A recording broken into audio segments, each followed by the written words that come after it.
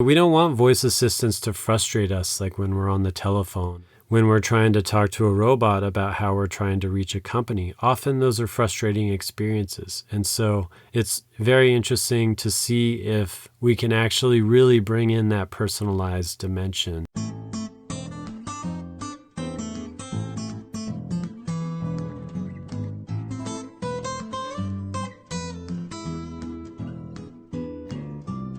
So we've been thinking a lot about consumer trends and what the future holds with all these changes in technology that we're going to see with artificial intelligence, virtual reality, augmented reality, voice assistants, and so on.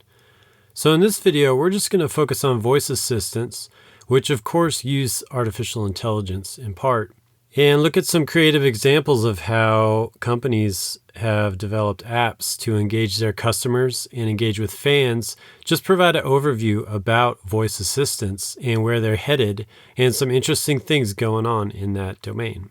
So first of all, what do I mean by voice assistant? I'm talking about Alexa, Google Assistant, Apple's HomePod, or Siri. These are the devices that you talk to verbally, and they have apps on them that you can open up if you say the right things. So one of the interesting things to think about is how the use of voice assistant technology might increase, because this is a whole new way of engaging with something and interacting with a piece of technology. You know, when you want to look for something and when you want to ask for something, how is it going to be intuitive that the first thing you think of is to speak it out loud as opposed to pulling for your phone and searching for it on internet search? So one of the interesting ways this might happen is provided by an example from Pokemon Go and the increase in augmented reality that happened as a result of Pokemon Go. So augmented reality is where you view reality through a device, and that device overlays images and things on top of true reality. So Pokemon Go, of course, is Pokemon characters and these various things that you see when you look through your phone at the real world. And that specific app, that major societal trend, got people to appreciate and interact with augmented reality. It really put augmented reality in their brains. And so it's kind of just sitting there in the background. All of those people who used it, in their heads, they have an image for what augmented reality is. And so when the next thing comes along, they're ahead of the game in terms of picking it up and using that augmented reality for whatever it might be. And you know, nobody predicted that Pokemon Go was going to be the thing that made augmented reality work. People thought it would have a more practical application, like people who are constructing buildings, they could look through a device and see what the building would look like, you know, something that served more of a construction type purpose. But it ended up being a video game that propelled augmented reality into our minds. So there might be a similar thing that happens with voice search that really makes it pick up within our minds. And there are a few interesting things that companies have done to get people engaged through voice search. One is the TV series Westworld. It's a HBO series, and they created a voice game where the fans would be able to interact with the show while the show wasn't airing. So they kind of kept their fan engaged and kept Westworld on their fans' minds.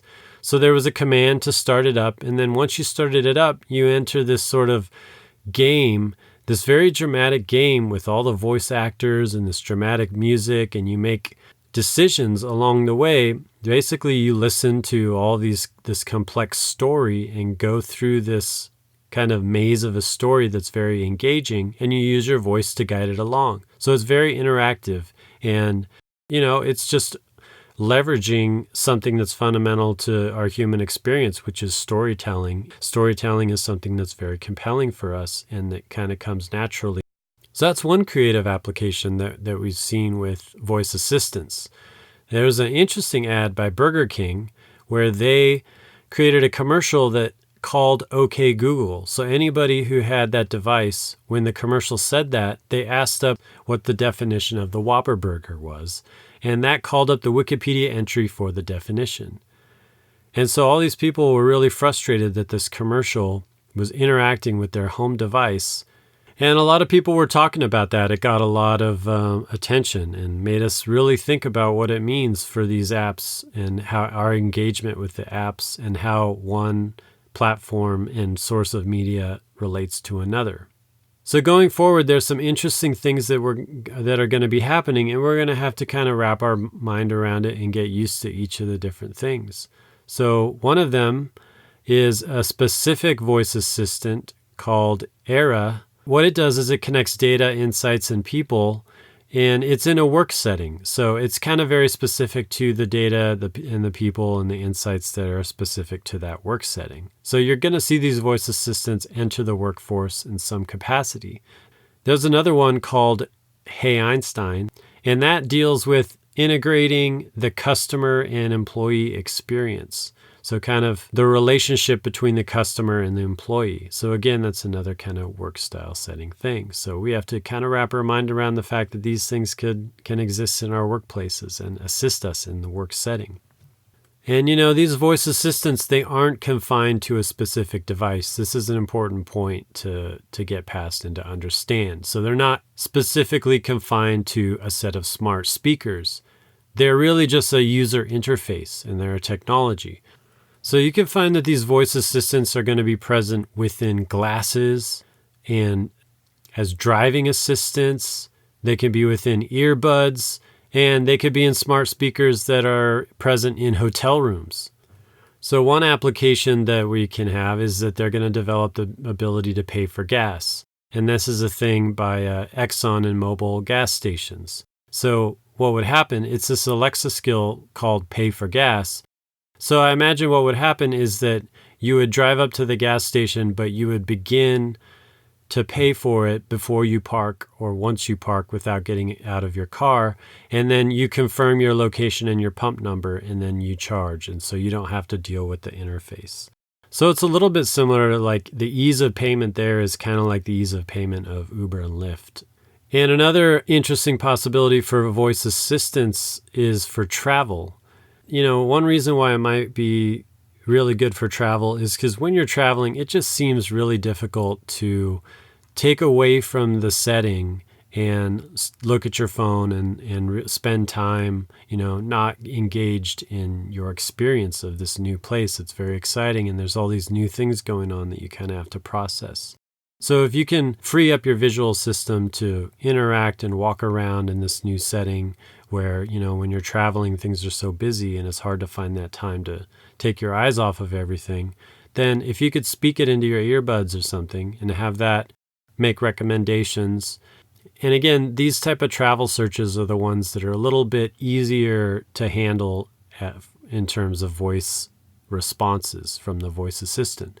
So if you're just looking for directions to the train, directions to the bus, directions to the airport, recommendations for a restaurant, these are all really voice-activated kind of questions that could potentially be useful when traveling. And so you might have these sort of voice assistant kind of tour guides that help you out with all these things, in addition to especially helping you try to translate.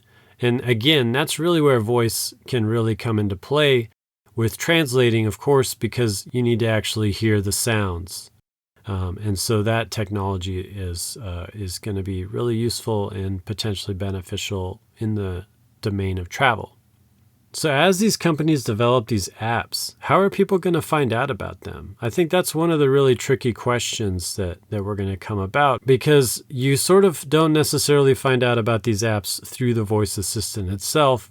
You're going to be able to encounter them in your daily experience. You're going to see them, you're going to hear about them from other people, and so on. So that's where marketing really comes in, to be able to, number one, just communicate to people which voice apps are present, what they could do, how we're supposed to view them as a society, and the very specific ones that correspond to different companies. Marketing is going to be really important to make people aware that these exist and how they can use them. So going forward, there's some interesting things that are going to be happening, and we're going to have to kind of wrap our mind around it and get used to each of the different things.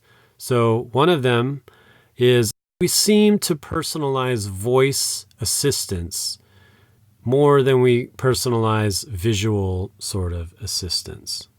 It's like once you're not typing on the keyboard or looking visually at a computer screen, but when you're actually talking to something, we almost like want to talk to that thing as if it's a person. We want to ask it sort of personal questions.